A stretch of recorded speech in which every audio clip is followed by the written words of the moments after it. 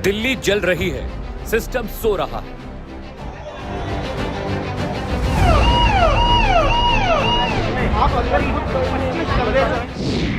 Fire safety पर राजधानी fail हुई।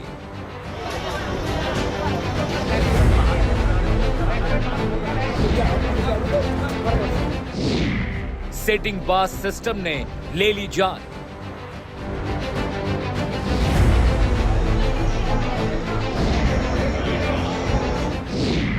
हर हफ्ते आग, कौन है जिम्मेदार?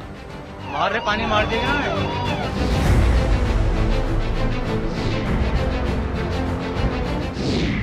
फायर सेफ्टी सिर्फ कागजी कार्रवाई।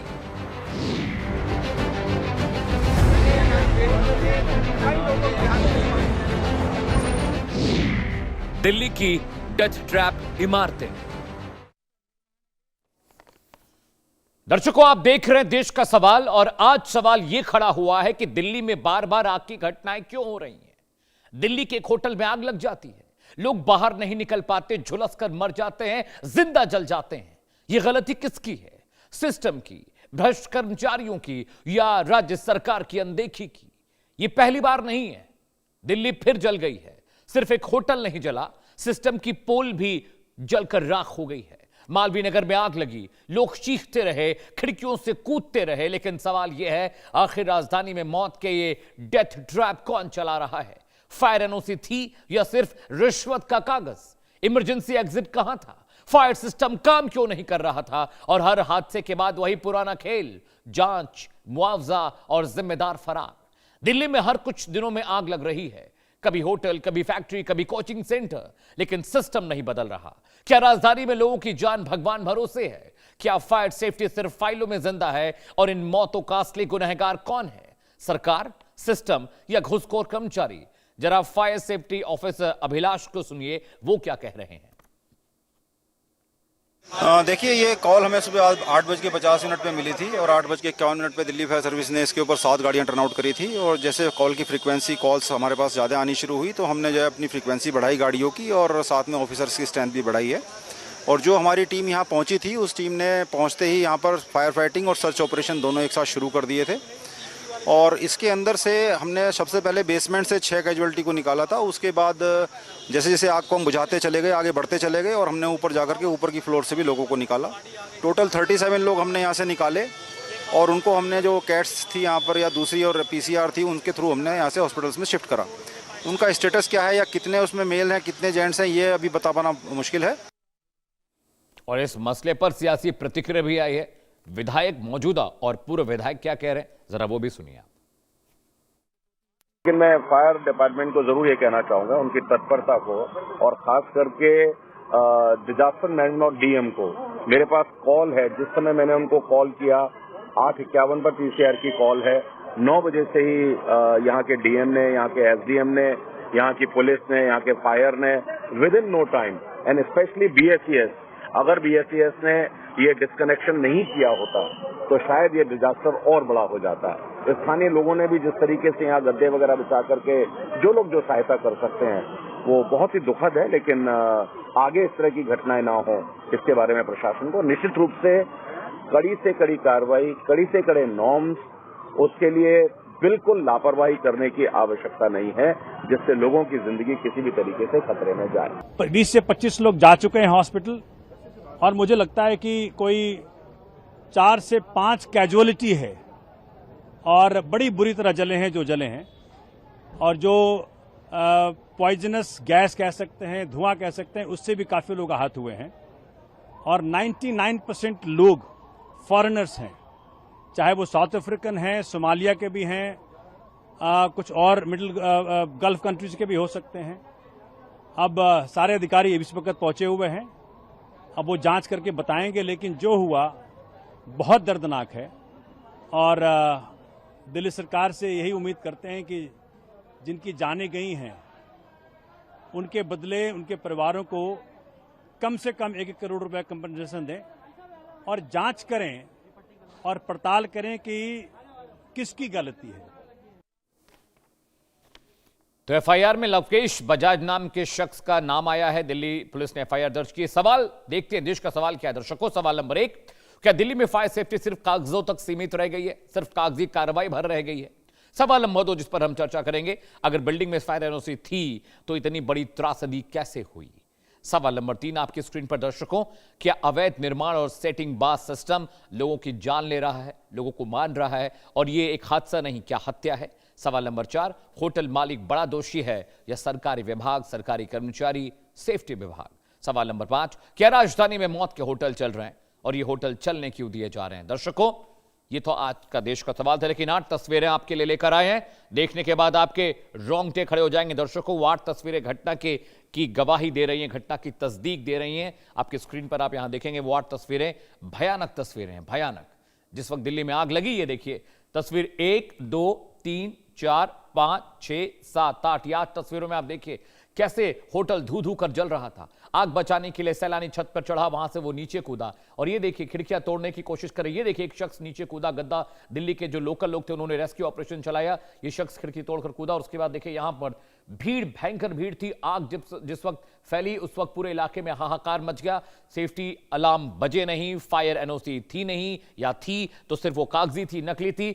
तस्वीर नंबर 5 आपकी स्क्रीन पर दिखा रहे हैं, दिखे किस तरह से होटल जल रहा था। पूरा होटल आग की जद में था, लोग परेशान थे। तबाही की तस्वीरें हमने देखी और ये 6ठी तस्वीर देखिए कि वहां पर जब आग लगी, चीख पुकार मच गई, लोग होटल में कैद हो गए क्योंकि इवैक्यूएशन के लिए कोई गेट नहीं था। दर्शकों सोचिए, एक होटल जहां पर सिर्फ 5 कमरे बनाने की परमिशन थी, 25 कमरे बना दिए गए और आने जाने की, आवाजाही के लिए रास्ता भी नहीं छोड़ा कि अगर कोई हादसा हो जाता तो लोग कैसे भागेंगे। और फायर एनओसी देने वाला वो कर्मचारी, वो विभाग का अध्यक्ष कौन था, विभाग का हेड कौन था जिसने इस होटल को एनओसी दी थी?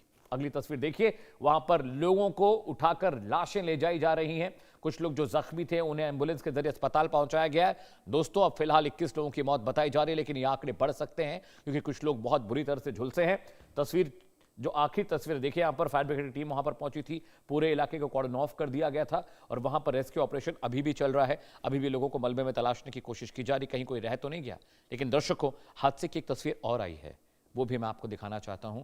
वो बेबसी बयान करती है, वो दुख बयान करता है, वो परेशानी बयान की तस्वीरें देखिए किस तरह से वहां पर रेस्क्यू किया जा रहा है। देखिए लोकल लोग, वहां पर दिल्ली के लोकल लोगों ने लोगों को बचाने की कोशिश वहां पर की, वहां पर गेट काट कर लोगों को निकाला गया। ये देखिए फायर ब्रिगेड कर्मी किस तरह से आग बुझाने की कोशिश कर रहे हैं। जिस वक्त ये आग 8:30 पौने 9 बजे का हादसा है और इतनी भीषण आग थी। ये देखिए एक वहां पर एक जो टूरिस्ट था वो कूद कर वहां से अपनी जान बचाने की कोशिश कर रहा है। ये तस्वीरें देखिए कितनी भयानक भीषण तस्वीरें थी। ये देखिए इतनी भयंकर आगजनी में कैसे कोई बच सकता है। जिंदा जल गए लोग दर्शकों वहां पर। और ये देखिए फायर ब्रिगेड की टीम जब पहुंची करीब 9 बजे के आसपास, जैसे कि अभिलाष बता रहे हैं, जो चीफ फायर ऑफिसर, उन्होंने कहा कि जैसे ही उनको इत्तला मिली उन्होंने डिप्लॉय किया पूरी टीम को और वहां पर टीमें पहुंची। और ये तस्वीरें दर्शकों दिल दहला देने वाली हैं।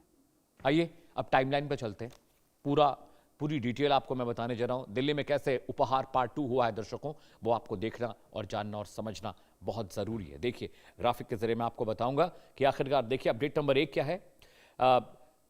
जो यहाँ का होटल था फ्लरिश स्टे होटल, वहां पर बुधवार सुबह आग लगी, तड़के 8:30 पौने 9 बजे का वक्त हो रहा था। उपहार कांड जैसा ये हत्याकांड कह लीजिए इसको। अपडेट नंबर 2 आपकी स्क्रीन पर है। 8:30 बजे आग की जद में पूरी बिल्डिंग आ गई, बहुत सारे लोग सो रहे थे बाहर, जो मेन एंट्रेंस था उस पर लॉक लगा हुआ था। अपडेट नंबर 3 दर्शकों आपको बताने जा रहे हैं। 8:30 बजे आग की कार्रवाई हुई। आग लगने से अब तक 21 लोगों की मौत, हमें जो डेथ टोल मिल रहा है, 21 लोग मारे गए हैं वहां पर और अभी भी वहां पर कुछ लोगों की हालत बहुत खराब है। अपडेट नंबर 4 दर्शकों आपकी स्क्रीन पर हम आपको दिखाने जा रहे हैं। आग नीचे बेसमेंट बने, जो बेसमेंट था वहां पर आग लगी, रेस्टोरेंट में जो बेसमेंट था वहां पर आग लगी दर्शकों, और वो आग ऊपर की तरफ बढ़ी जिसकी वजह से लोग ऊपर जो कमरों में थे वो कैद हो गए, भाग नहीं पाए। जान बचाने के लिए कुछ लोग होटल से कूदे, शीशा तोड़कर वो नीचे कूदे। शीशा तोड़कर कूदने के बाद भी बहुत सारे लोग बुरी तरह जख्मी थे, झुलसे हुए थे, जिनका इलाज वहां पर चल रहा है। अगला अपडेट आपको बता रहे हैं, जिस बिल्डिंग में आग लगी वो 6 मंजिला बिल्डिंग थी दर्शकों और सिर्फ 5 कमरे बनाने की परमिशन थी। 25 कमरे बनाए गए थे। बेसमेंट में भी कमरे थे जिसमें टूरिस्ट स्टे कर रहे थे, ऊपर भी टूरिस्ट स्टे कर रहे थे, नीचे उनका किचन था, रेस्टोरेंट चलता था, जहां पर सबसे पहले आग लगी। अपडेट नंबर 7 आपकी स्क्रीन पर दर्शकों, एम्बुलेंस लेट होने पर लोकल्स ने वहां पर मदद की, लोगों को उठाकर अस्पताल पहुंचाया। सामने वहां पर एक मैक्स हॉस्पिटल है जहां पर फौरी फौरी तौर पर फर्स्ट एड के लिए लोगों को ले जाया गया, वहां पर बहुत सारे लोगों को दाखिल कराया गया, वहां भी बहुत सारे लोगों का ट्रीटमेंट चला। चलिए दर्शकों, अब आपको बताते हैं दिल्ली में जो ये हादसा हुआ है, दरअसल ये हादसा नहीं हत्या, पूरा मैप लेकर आए, मुकम्मल मैप है दर्शकों। उस मैप के जरिए मैं आपको बताऊंगा कि ये पूरा एरिया क्या है। जरा मैं आपको समझाना चाहता हूं मैप के जरिए कि ये जो एरिया है, ये एरिया किस तरह का था, क्या था, मैं आपको समझा रहा हूं। देखिए, जहां पर आग लगी वो ये इलाका है दर्शकों, मालवीय नगर का, जहां पे फ्लरिश होटल है। उसके बाद देखिए Lajpat Nagar, greater Kailash, defence colony, Saket, Hauz Khas, Basant Vihar, IIT Delhi, ये जो इलाका है बहुत कंजस्टेड है। इसको लाल डोरा का इलाका कहते हैं। लाल डोरा का मतलब दर्शकों ये होता है कि वहां पर नगर निगम के नियम कायदे कानून नहीं चलते हैं, वहां पर कमर्शियल रेजिडेंशियल दोनों तरह की इमारतें होती हैं। और ये जो इलाका जहां पे आप देख रहे हैं फ्लरिश होटल, ये पूरा VIP इलाका है दिल्ली का, जहां पर बड़े पैमाने पर कमर्शियल एक्टिविटी और रेजिडेंशियल अपार्टमेंट्स भी यहां पर हैं। और यहां पर जब आग लगी तो जिस इलाके में आग लगी फ्लरिश होटल, वो पूरा इलाका, यहां पर बड़े पैमाने पर होटल्स हैं, ऑफिसेज हैं, बहुत सारे PGs यहां पर चलते हैं और बहुत सारे रेजिडेंशियल अपार्टमेंट्स हैं, बहुत सारे कमर्शियल अपार्टमेंट यहां पर बनाए हुए हैं। यहां पर यह हादसा हुआ है और आग की जद में आने से अब तक 21 लोगों की मौत हुई है। दिल्ली के ये इलाका जो देख रहे हैं, इसके अलावा ITO में अभी कुछ दिन पहले आग की घटना घटी है, पालम बिहार में आग की घटना घटी है। बड़ा सवाल यही है कि दिल्ली सरकार आंख मूंदे हुए क्यों है? फायर डिपार्टमेंट किस तरह से NOC दे रहा है? आखिर कौन इसके पीछे जिम्मेदार है? क्या घुसखोरी इस लेवल पर पहुंच गई है कि जिस होटल को खुलने की परमिशन नहीं होनी चाहिए थी, वहां पर फायर सेफ्टी के उसको NOC दी गई। 5 कमरे की परमिशन वाले होटल ने 25 कमरे बना लिए। बिजली पानी का कनेक्शन कैसे दे दिया गया? कैसे उसको रेजिडेंशियल इलाके में कमर्शियल प्रैक्टिस करने की परमिशन मिली? बहुत सारे सवाल हैं जिनका जवाब मिलना बाकी है। लेकिन दर्शकों, क्या आप जानते हैं फायर सेफ्टी पर राजधानी फेल कैसे हुई है? आइए आपको तारीख और घटना बताता हूं। 1 जून 2026 को ITO में शिक्षा मंत्रालय की बिल्डिंग में आग लगी। सोचिए, शिक्षा मंत्रालय की बिल्डिंग सुरक्षित नहीं, वहां पर फायर सेफ्टी के नाम पर 0 काम हुआ है। वहां पर बहुत इंपॉर्टेंट फाइलें जल गई। 18 मार्च 2026 पालम में एक रिहायशी बिल्डिंग में आग लगी, कई लोग वहां पर मारे गए और वहां भी यही खबर आई कि वहां पर फायर सेफ्टी को नजरअंदाज किया गया था। तो कैसे ये इमारतें बन रही हैं, कैसे लोगों को फायर सेफ्टी NOCs बिल्डर्स को मिल रही हैं, कौन दे रहा है ये? 3 मई 2026 की घटना है, विवेक विहार की 4 मंजिल इमारत में आग लगी, यहां भी बहुत सारे लोग जलकर मर गए। सवाल फिर से ये खड़ा हो रहा है कि आखिर इतनी बड़ी घटनाएं होनी, वो भी देश की राजधानी दिल्ली में, फायर सिस्टम यहां का फेल हो चुका है क्या? कौन NOC दे रहा है? कौन इसकी परमिशन दे रहा है बनाने की? सवाल यही है कि उन कर्मचारियों को चिन्हित किया जाए, उन पर कार्रवाई की जाए और दिल्ली सरकार को संज्ञान लेने की जरूरत है। लोग मर रहे हैं, दिल्ली एक डेथ ट्रैप की इमारतों वाला शहर बन गया है। कैसे कोई यहां पर आके किसी होटल में स्टे करेगा? देखिए, इतने सारे लोग मर गए जलकर। आगे बढ़ते हैं दर्शकों, फायर सेफ्टी नॉर्म है क्या? शायद इन होटल्स को नहीं पता है, शायद कर्मचारियों को नहीं पता है, शायद फायर डिपार्टमेंट भूल गया, लेकिन हम याद दिला दें। रूल नंबर 1 आपको बता देते हैं। फायर NOC का मतलब होता है बिना NOC बिल्डिंग चलाना गैर कानूनी। अगर आपको पास फायर NOC नहीं है तो आप कोई बिल्डिंग, चाहे वो रेजिडेंशियल हो चाहे कमर्शियल हो, आप नहीं बिल्डिंग बना सकते, आप बिल्डिंग में कोई भी काम नहीं कर सकते। रूल नंबर 2, इमरजेंसी एग्जिट होना जरूरी है। एग्जिट लॉक या ब्लॉक नहीं होना चाहिए। और इस वाले मामले में जहां पर होटल में आग लगी मालवीय नगर में, यहां पर एग्जिट ब्लॉक था, उसमें ताला लगा हुआ था और सिंगल वहां पर एग्जिट था, जिसकी वजह से यह हादसा हुआ। रूल नंबर 3, फायर एक्सटिंग्विशर होना चाहिए। आग बुझाने वाले जो सिलेंडर होते हैं, जो इक्विपमेंट होते हैं, जो स्प्रेज होते हैं, वो होने चाहिए। वो भी इस होटल में नहीं मिले, नदारत थे जब वहां पर फायर सेफ्टी के लोग अंदर गए, एम्बुलेंस वाले। Rule number 4, fire alarm system, धुआं या आग का पता चलते ही अलार्म बजना चाहिए। इस होटल में अलार्म नहीं बजे, जिसकी वजह से लोग सो रहे थे, उन्हें पता ही नहीं चला कि नीचे आग लगी है। रूल नंबर 5 दर्शकों आपको बताएगा क्या होता है fire safety norm. Sprinkler system, छत पर लगे ऑटोमेटिक पानी से स्प्रे सिस्टम, यानी जब भी आग लगती है फ्लोर पे तो जो स्प्रिंकलर्स हैं वो ऑटोमेटिक पानी छिड़कना शुरू करते हैं ताकि आग न बढ़ पाए। इस होटल में स्प्रिंकलर्स भी नहीं थे। रूल नंबर 6, चौड़ी सीढ़ियां और फायर एस्केप होना चाहिए लोगों को जल्दी बाहर निकालने के लिए। कैसे कोई बाहर निकलेगा? यहां पर इस होटल में जिसमें आग लगी, इसमें कोई फायर एग्जिट नहीं था, एक सिंगल एग्जिट था जिस पर ताला लगा था, जिसे काटकर लोगों को बचाएगा। रूल नंबर 7, इलेक्ट्रिकल सेफ्टी होनी चाहिए। ओवरलोड वायरिंग, शॉर्ट सर्किट का भी अलार्म होना चाहिए। इस होटल में वो अलार्म भी नहीं था, तो कैसे ये एक होटल चला रहा था ये मालिक और वहां पर कोई भी NOC नहीं थी। रूल नंबर 8, फायर ड्रिल और ट्रेनिंग, स्टाफ को सिखाया जाता है कि आग लगने पर क्या करना है क्या नहीं करना है, लेकिन इस होटल में स्टाफ ही नहीं था। जिस वक्त आग लगी तो बहुत कम स्टाफ वहां पर था और जब आग लगी और आग लगने की वजह से इतने सारे लोग मारे गए। हालांकि पुलिस ने FIR दर्ज कर ली है। दर्शकों, एक बड़ा पैनल मेरे साथ जुड़ रहा है, उनके जरिए इस पूरे मसले पर हम चर्चा करेंगे। मेरे साथ अजय सहरावत साहब जुड़ रहे हैं, BJP के प्रवक्ता हैं। अजय जी, बहुत बहुत आपका स्वागत है। ताहिरा हसन मेरे साथ हैं, सोशल एक्टिविस्ट हैं, आपका भी बहुत बहुत शुक्रिया मैम आने के लिए। नवीन भटनागर साहब हैं, फॉर्मर DIG हैं NDRF सर, जय हिंद, बहुत बहुत स्वागत है सर आने के लिए कार्यक्रम में। अभिषेक तिवारी हैं, आम आदमी पार्टी के प्रवक्ता हैं, आपका भी अभिषेक बहुत बहुत स्वागत है। सबसे पहले अजय शरावत, मैं आपके पास आ रहा हूँ। दिल्ली सरकार सो रही है क्या? दिल्ली में एक के बाद एक इतनी घटनाएं हो गई, पालम में घटना हो गई, और भी जगहों पर आगजनी की घटना हुई है। ये कौन एनओसी बांट रहा है? 5 कमरे के होटल को में 25 कमरे बने हुए थे, कोई वहां पर फायर सिस्टम नहीं लगा था, कोई फायर एक्सटिंग्विशर नहीं मिला है, कोई अलार्मिंग सिस्टम नहीं था, न एग्जिट वहां पर था। ये दिल्ली सरकार कर क्या रही है? 1 साल से ज्यादा आपकी सरकार हो चुकी है, जब घटनाएं हो रही हैं तो संज्ञान क्यों नहीं ले रहे? आईटीओ में शिक्षा मंत्रालय की बिल्डिंग में आग लग जाती है, सरकार क्या कर रही है आपकी दिल्ली में? अमित जी, बीनू मैनन हूं मैं, आशीष शेरावत नहीं। और दूसरा, देखिए ये हाँ। जो होटल जो बेड एंड ब्रेकफास्ट में रजिस्टर हुआ है, ये 2024 में रजिस्टर हुआ है। इसको एनओसी की जो प्रक्रिया 2024 में हुआ, उस टाइम पे आम आदमी की सरकार थी। और देखिए, ऐसे धड़ल्ले से लापरवाही और करप्शन जो है आम आदमी के टाइम पे व्यापक रूप में दिल्ली में चलता आ रहा था। क्योंकि 15 मीटर से ऊंची कोई भी बिल्डिंग होती है, उसमें स्प्रिंकलर सिस्टम लगना चाहिए। ये फायर नॉर्म्स के अधीन आते हैं, और इसमें ये ऑटोमेटिक फायर सिस्टम होता है। जैसे ही धुआं को या कुछ को सेंस कर ले, स्प्रिंकलर्स चलते हैं। और ऐसा अगर होता तो शायद इतनी जान माल की हानि नहीं होती।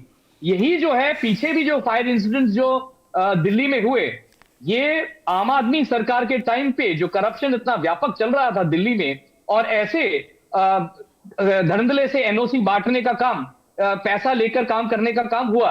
और देखिए, भारतीय जनता पार्टी जो है इन चीजों के सख्त खिलाफ है। ऐसी चीजों पे सख्त कार्रवाई की जाएगी। और माननीय आशीष सूद जी ने बड़े क्लियर शब्दों में कहा है कि गलत करने वालों के खिलाफ सख्त से सख्त कार्रवाई की जाएगी।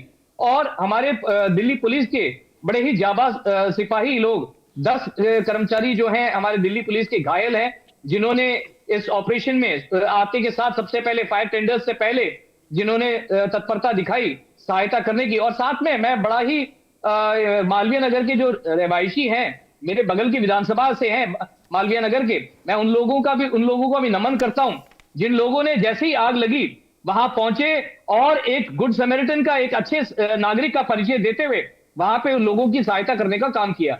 ये सारा इंसिडेंट जो है, ये सारी देन जो है आम आदमी पार्टी के करप्शन की है।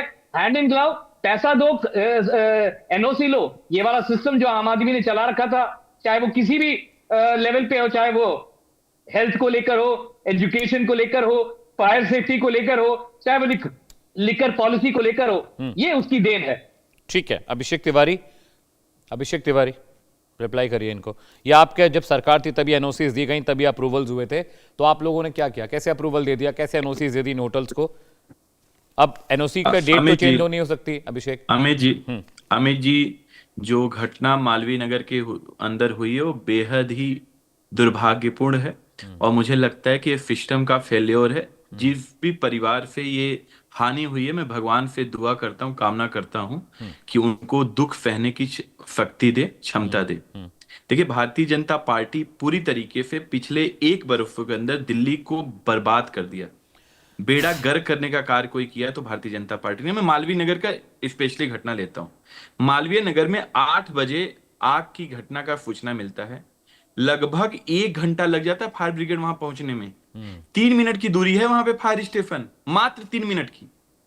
1 घंटा लग जाता है। और ये पहली घटना नहीं हुई है, मेरे पास लंबी फेहरिस्त है। मैं बता देता हूं, केवल फायर ब्रिगेड की नाकामी की वजह से, भारतीय जनता पार्टी की सरकार के निकम्मेपन की वजह से लोग अपनी जान गंवा रहे हैं। मैं आपको घटना बताता हूं। आनंद विहार की घटना ले लीजिए, बवाना घटना ले लीजिए, बवाना इंडस्ट्रियल एरिया घटना लीजिए, रोहिणी घटना ले लीजिए, मुंडका घटना ले लीजिए, पीतमपुरा का घटना ले लीजिए, तिमारपुर का घटना ले लीजिए, द्वारका का ले लीजिए, रोहिणी सेक्टर 28 का ले लीजिए, रिठाला मेट्रो स्टेशन घटना ले लीजिए, बसंत बिहार का ले लीजिए। न जाने कितना लंबा फेहरिस्त है।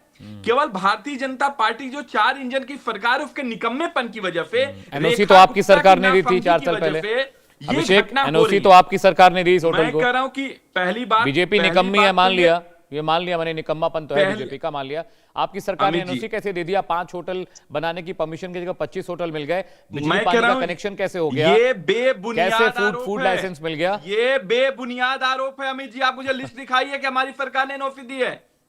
4 साल पहले तो आपकी सरकार थी ना। ये भाजपाई हैं, ये तो भगवान शंकर को भी दूध पिला देते हैं। आप इनके बातों में मत आइए। ये तो देश का बेड़ा गर्क कर दिया। और जिन लोगों की भी हत्या हुई है, जिन लोगों को भारतीय जनता पार्टी ने हत्या की है, वो इंडियन नहीं है, वो विदेशी लोग हैं। जहां पे जाकर के मोदी जी मेडल लेकर के आते हैं, उनके लोगों का हत्या कर लिया भारतीय जनता पार्टी वालों ने। हमारी इमेज क्या जाएगी विदेश की धरतियों पे? हमारी विदेशों के नजर में क्या जाएगा? और ये मेडिकल टूरिस्ट है, यहाँ पे कौन लोग आते हैं?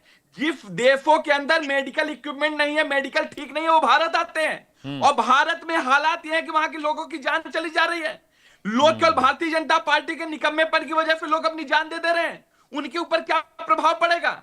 ये जो फोर्थ इकोनॉमिक हम लोग बात करते हैं, ये हालत है और देश की राजधानी दिल्ली के अंदर हो रही है।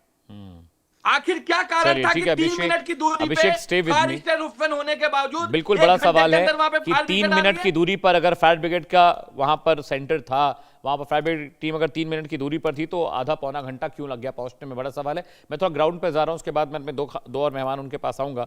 जावेद, आप मुझे सुन पा रहे हैं? जी जावेद, आप मुझे सुन पा रहे हैं? मालवीय नगर, ओके, आइए रोल। जावेद, दिल्ली पुलिस आपको जावेद, अमित, बिल्कुल मैं सुन पा रहा हूं। जावेद, मुझे जरा तस्वीरें दिखाइए। अमित मेरी आवाज बिल्कुल। अमित, जरा तस्वीरें दिखाइए और मुझे बताइए कि अभी वहां पर क्या हालत हाजिर है। अभिषेक, अमित, अभी देखिए यहाँ पर दिल्ली पुलिस कुछ यहाँ से जो गेस्ट हाउस है वहाँ से कुछ जो है सैंपल यहाँ से कुछ कलेक्ट करके गई है। शायद वो यहाँ के जो लोग थे इसके अंदर उनके कुछ सामान है या कुछ चीज़ें हैं जो यहाँ पर कैरी करके ले गई है दिल्ली पुलिस। और काफ़ी देर से दिल्ली पुलिस अंदर इन्वेस्टिगेट कर रही थी। और सामने देखिए अमित, जिस तरीके से दिल्ली के मालवीय नगर में जिस तरीके से दिल दहला देने वाली घटना हुई है, 21 लोगों की मौत हुई है और इसमें 17 से 18 लोग विदेशी मुल्क के जो हैं बताए गए हैं। इसमें से कपल भी हैं, एक कपल जो कि हमने वसीम, जो कि यहाँ पर सबसे पहला वो शख्स था कि जो इस गेस्ट हाउस के अंदर गया था, उसने बताया था कि किस तरीके से जो लोग अंदर जल रहे थे, लोग बाहर की तरफ निकलने की कोशिश कर रहे थे, उन्हें बचाने की कोशिश की जा रही थी। खुद वहाँ पर अंदर पहुँच के जो है CPR देने की कोशिश की गई। कई लोग यहाँ से ऊपर से जंप कर रहे थे। लेकिन सबसे बड़ी बात यह कि फायर की तरफ से बताया गया, दिल्ली पुलिस की तरफ से, कि ये होटल जो है पूरी तरीके से इसके जो विंडो है वो पूरी तरीके से सील्ड था और जो किचन है वो बेसमेंट के अंदर था। और वो सामने गेट है जहां पर दिल्ली पुलिस जो सुबह में दिल्ली पुलिस और फायर के जो लोग हैं यहां से लोगों को निकालने की कोशिश कर रहे थे। जो लोग बता रहे थे कि 3-4 इस तरीके से लोग यहां से निकल रहे हैं। फिलहाल दिल्ली पुलिस का कहना है, दिल्ली पुलिस ने जो है इस मामले में FIR दर्ज कर लिया है। लोकेश बजाज, जो कि दिल्ली पुलिस सोर्सेज का कहना है कि लोकेश बजाज का जो नाम है वो FIR में दर्ज है। लोकेश बजाज जो है दिल्ली के साकेत का रहने वाला है और उसके बारे में जानकारी मिली कि वो अमेरिका से उसने अपनी पढ़ाई की है और यहाँ पर इस जो इन फ्लोरेंस जो ये गेस्ट हाउस है, इसके अलावा इसके 7 से 8 और यहाँ पर गेस्ट हाउस हैं। और यहाँ पर जिस तरीके से ये रेसिडेंशियल इलाका है अमित, यहाँ पर जो तमाम जो ये बिल्डिंग जो गेस्ट हाउस बना हुआ था ये पूरी तरीके से इलीगल था। हमने इस गेस्ट हाउस से कुछ दूरी पर एक और गेस्ट हाउस से हमने वहाँ से ग्राउंड रिपोर्ट दिखाया कि किस तरीके का यहाँ पर आमतौर गेस्ट हाउस बना हुआ है, किस तरह की लॉबी होती है। गेट, सबसे बड़ी बात यह है अमूमन कि यहाँ पर एंट्री और एग्जिट एक ही गेट है। देखिए जो मेरे विजय दिनेश सैनी जो इस वक्त दिखा रहे हैं कि देखिए गेट जो है जहाँ पर अभी दिल्ली पुलिस का do not cross the line जो ये लगा हुआ है पट्टी, इसके यही जो मेन गेट है और यहीं से निकाला जा रहा था। और सबसे पहली बात यह है कि जो यहाँ से जानकारी मिली है कि जब शेफ यहाँ पर पहुँचता है वो अपना सेटअप ऑन करता है, इसी बीच एक जोरदार ब्लास्ट की आवाज़ आती है किचन के पास से ही। उसके बाद अचानक से आग बढ़ जाता है और आग बढ़ते बढ़ते Amit first, second, third floor इस तरीके से ऊपर की तरफ बढ़ता है। और जो लोग हैं इसमें, जो कपल्स हैं यहाँ पर, जो खासतौर से विदेश के जो लोग थे जो यहाँ पर इस इलाके के पास जो बड़े नामी हॉस्पिटल्स हैं उनमें अपना इलाज कराने आते हैं विदेश से। आमतौर पर लोग ऐसे ही गेस्ट हाउस को यहाँ पर रुकते हैं, ऐसे ही गेस्ट हाउस में यहाँ पर ठहरते हैं। कई ऐसे गेस्ट हाउस है जहाँ पर अभी भी विदेशी जो मुल्क के लोग हैं वो यहाँ पर रुके हुए हैं। आपको बता दूं कि यहाँ पर जो तार है, यहाँ से बताया गया है कि एक जो फॉरेन लेडी थी, जो कपल थे, वो यहाँ से एक लेडी जो है पाइप के सहारे नीचे उतरने की कोशिश कर रही थी और उसके बाद वो यहाँ से खिड़की पीछे की सामने की तरफ से और वो तार पे गिरती है और सीधे सड़क के बल नीचे गिरती है।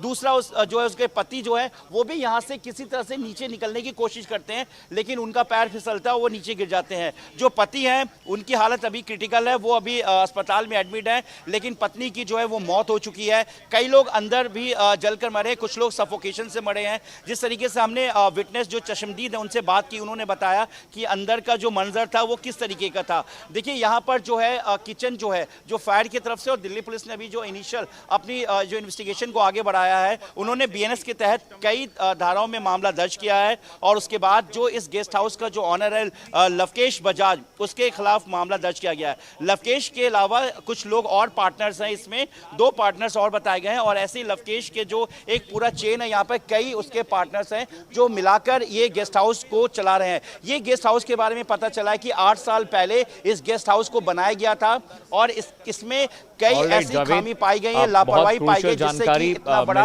हादसा हुआ है। जावेद वहां पर दे रहे हैं, is a senior colleague is reporting from ground zero. देखिए वो तस्वीरें भी दिखा रहे हैं। बहुत शुक्रिया जावेद, आप नजर बना कर रखिए, दोबारा आपका रुख करेंगे। मेरे साथ 2 खास मेहमान और भी हैं। नवीन भटनागर साहब मेरे साथ हैं। नवीन जी, आप तो एनडीआरएफ के काम करने के तौर तरीकों को जानते हैं और बड़े पद पर आप रहे हैं सर। अब इस तरह की घटनाओं में पॉलिटिकल पार्टीज एक दूसरे पर आरोप प्रत्यारोप करती हैं, लेकिन आपके हिसाब से सबसे प्राइमा फेसी क्या कमियां खामियां आपको दिखाई दी इस पूरी घटना में सर? देखिए, मैं कोई पॉलिटिकल विश्लेषक तो हूं नहीं जी, और ना ही मेरा आम आदमी पार्टी या बीजेपी या कांग्रेस से कोई संबंध ताल्लुक है। Right sir. मैं इंडिपेंडेंट हूं, जो गलत है उसे मैं गलत कहूंगा, जो सही है उसे मैं सही कहूंगा। जी, तो जहां तक ये केस है आपका मालवीय नगर वाला, इसके अंदर मैं कहता हूं डेली एक सिपाही आता है जो रिकॉर्ड रखता है कितने विदेशी आए, क्या रह रहे हैं, कितनी संख्या है, तो उसका रिकॉर्ड होता है। एसएचओ आता है, अपना पेट्रोलिंग करते हैं पुलिस वाले। इसके अलावा फायर वाले आके चेक करते हैं, फायर की एनओसी ली जाती है, तभी आपका ये आप चला सकते हैं गेस्ट हाउस, अदरवाइज नहीं। तो कहने का मतलब है ना यहाँ फायर का ऑडिट हुआ है, ना फायर का एनओसी लिया गया है, ना फायर के नॉर्म्स को फॉलो किया गया है। और सबसे बड़ा दुर्भाग्य है कि गेटों पर बाहर से ताले लगा दिए। क्यों? मुझे कोई बताएगा कि ये ताले क्यों लगाए गए? अंदर इतने आदमियों को फंसा दिया गया। अगर वो ताले खुले होते तो शायद बहुत से लोग क्रॉलिंग करके बाहर निकल जाते। आग का जहां तक सवाल है, आग हमेशा नीचे से ऊपर जाती है और कार्बन मोनोऑक्साइड जो सबसे जहरीली गैस होती है, जिसका इंपैक्ट हुआ है लोगों पे, वो नीचे से ऊपर जाती है।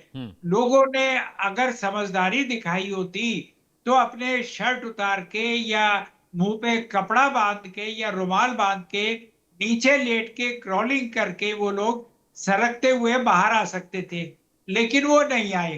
क्योंकि क्या होता है, नीचे से 3 फुट, धरती से 3 फुट का एरिया सेफ होता है, उसके अंदर ऑक्सीजन होती है, हवा होती है, उसमें आप क्रॉलिंग करके निकल सकते हैं। लेकिन लोग घबराहट के अंदर दौड़ते हैं और उनका बीपी बढ़ जाता है, फेफड़े बड़ी तेजी से काम करते हैं और वो कार्बन मोनोऑक्साइड उनको पूरा कोगुलेट कर देती है, उनके फेफड़ों को, गले को और पूरा सांस तंत्र को जो है वो कोगुलेट करते हैं, आदमी बेहोश होकर गिर जाता है। उसके बाद या तो स्टैम्पेड होता है या फायर से उनका इंजरी हो जाती है या बर्न हो जाता है। ये डिपेंड करता है वो कहाँ पर है, किस पर।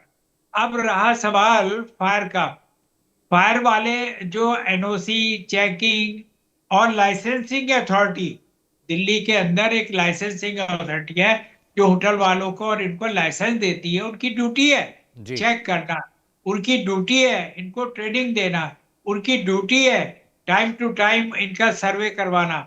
लेकिन अगर वो अपना काम ना करें तो उसके लिए मैं या कोई और जिम्मेदार नहीं है।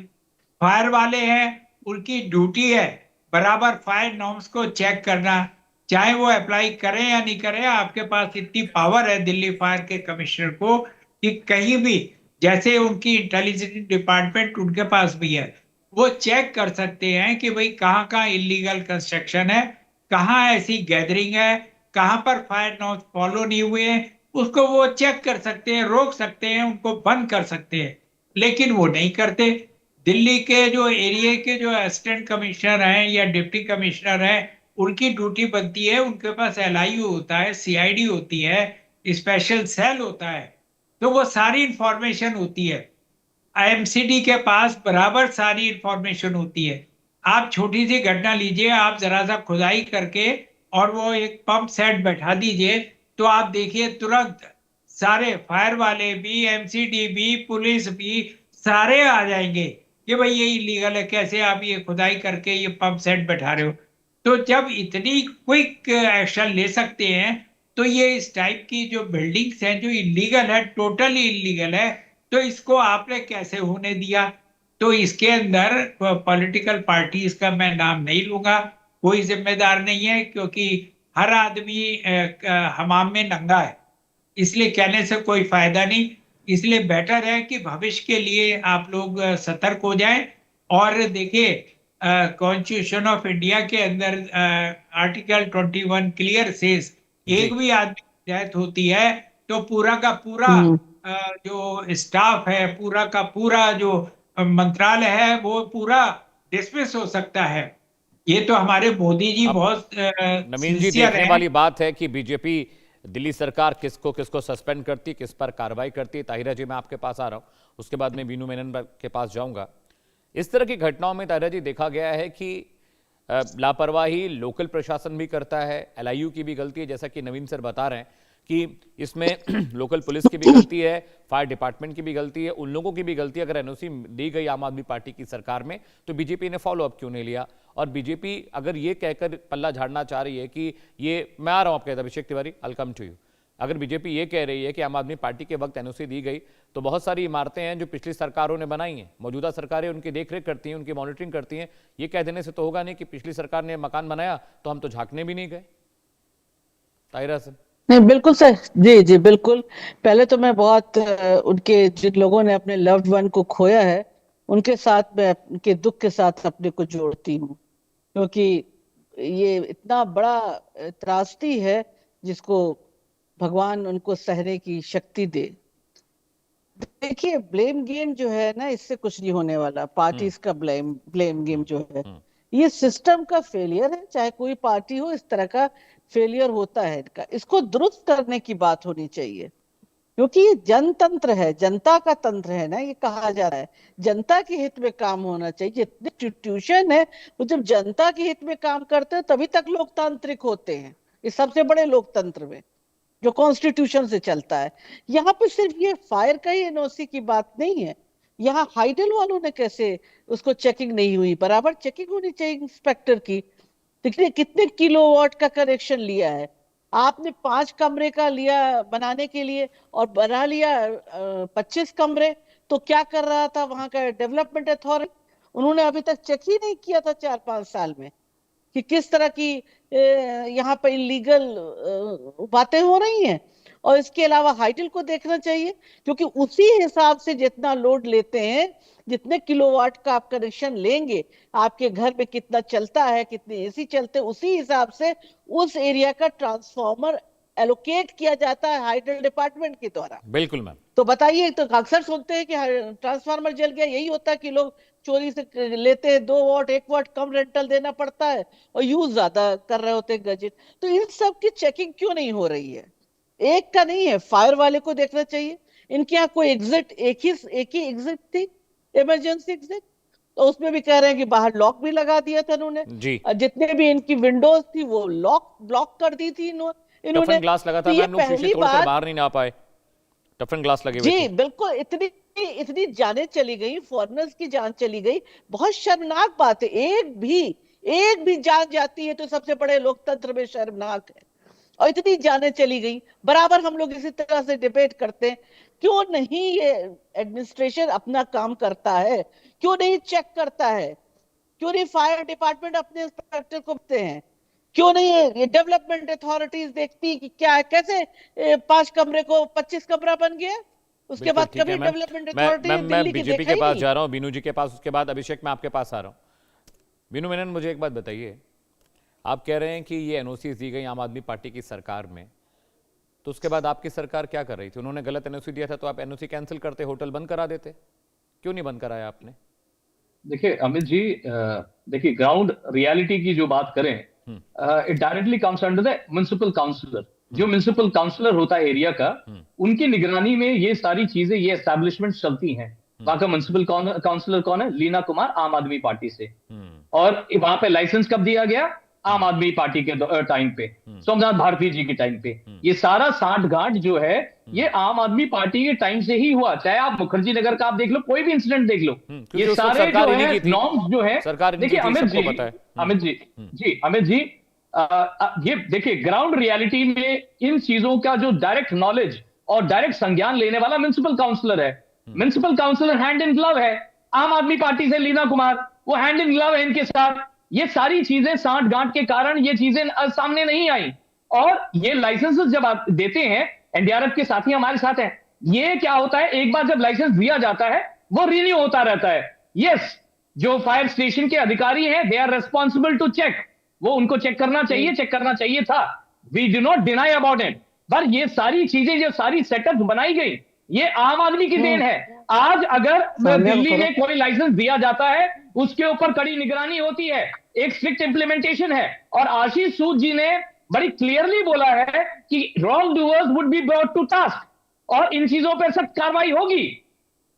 ये अब यहां पे बैठकर कह रहे हैं कि ये ऐसा नहीं हुआ वैसा नहीं हुआ, आप खुद देख रहे हैं जो। और आपको मैं बता दूं, ये होटल ने 2024 में अपने आप को ब्रेड एंड ब्रेकफास्ट स्कीम में भी रजिस्टर किया था दिल्ली सरकार के अंदर। जब दिल्ली सरकार में ब्रेड एंड ब्रेकफास्ट स्कीम में 2024 में इन्होंने रजिस्टर किया, तब क्या दिल्ली सरकार ने इनके नॉर्म्स को चेक किया, नहीं किया?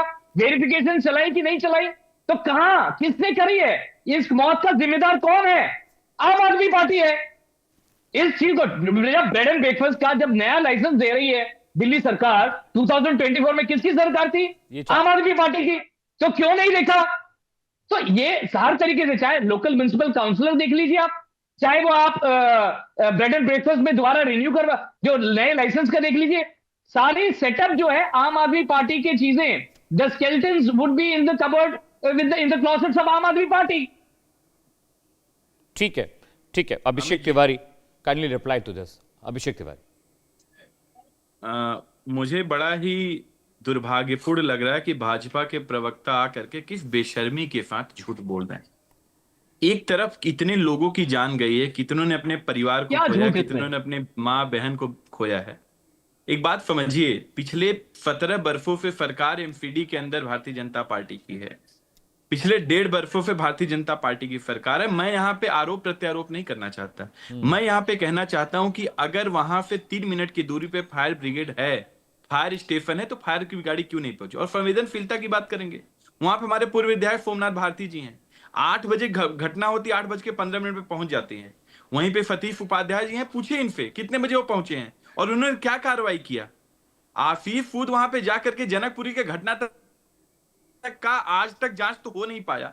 छतरपुर में 28 लोगों की मृत्यु हो गई 2 दिन पहले, वो तो हो नहीं पाया। आनंद विहार में 45 लोग की जान चलेगी, उसका कुछ हो नहीं पाया। और आप कह रहे हैं हम जांच करा रहे हैं। अरे भैया जांच नहीं, आप जवाबदेही तय करिए। और देश के अंदर क्या चल रहा है अमित भाई, आप समझिए, आपका नेशनल चैनल है, प्रतिष्ठित चैनल है। देश के अंदर अगर जवाबदेही तय करना है तो नेहरू जिम्मेदार हैं, अगर क्रेडिट लेना है तो मोदी जी हैं, अगर टेंडर देना है तो अडानी है, सवाल पूछना है तो केजरीवाल और राहुल गांधी है। यही देश के अंदर चल रहा है। ये जवाबदेही और जिम्मेदारी तय नहीं होगा। एक तरफ 22 लाख बच्चों का जीवन बर्बाद कर दिया भाजपाइयों ने। अमित जी, इनसे ये पूछ लीजिए वहां का लोकल काउंसलर आम आदमी पार्टी से है कि नहीं है? यहाँ पे आकर मालवीय नगर में आकर के झूठ बोल रहे हैं। मैं कह रहा हूं कि आखिर कार्रवाई क्यों नहीं हो रही है? फायर ब्रिगेड की गाड़ी 9 बजे क्यों पहुंची? अगर मैं झूठ बोल रहा हूं बताइए, आप अपने रिपोर्टर्स को पूछिए क्या हुआ, फायर ब्रिगेड की गाड़ी 9 बजे पहुंची नहीं पहुंची है? बिल्कुल पहुंची, 8:58 में पहुंची है। देखिए अमित जी, मैं इस पर जवाब देना चाहूंगा। क्यों पहुंचा है? क्या इसके लिए भी केजरीवाल जिम्मेदार है? एमसीडी अगर कोई भी आप लेंटर डालने के जाते हैं 50 गज, 25 गज, 10 गज, वहां पे एमसीडी का अधिकारी पहले पहुंचता है। अगर वहां 5 कमरे की जगह पे 25 बना तो एमसीडी क्या कर रही थी? दिल्ली पुलिस की आपके काउंसलर ही हैं। दिल्ली पुलिस क्या अभिषेक जी, आपके ही काउंसलर है लीना कुमार, की बात कर रहे थे, आपके ही काउंसलर है वहां पे एमसीडी में। ये क्या बेवकूफ, आप ही के काउंसलर है लीना कुमार। आपने पोल पट्टी खोली ना एमसीडी की, आपके ही काउंसलर है। बहुत बहुत शुक्रिया आप तमाम मेहमानों का। अब नवीन सर